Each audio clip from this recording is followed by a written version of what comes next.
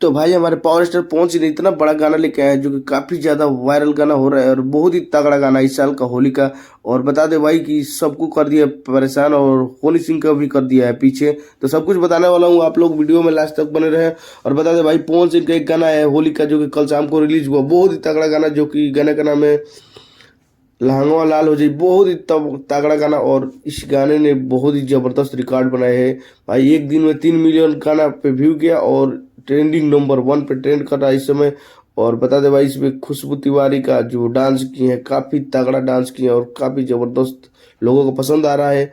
और गाना आते ही धमाल मचा दिया है। अभी तक गाना ये ट्रेंडिंग नंबर 1 पे ट्रेंडिंग कर रहा है। और गाना का बात करें तो भाई क्या जबरदस्त गाना है। तो आप लोग जाकर सुनिए इस गाने को, और जो भाई नहीं सुने हैं तो प्लीज जाकर सुनिए। और जो भाई सुन लिए तो कमेंट करें कैसा लगा गाना, और चैनल को सब्सक्राइब कीजिए, लाइक कीजिए। तब तक मिलते हैं नेक्स्ट अपडेट के साथ। Okay bye.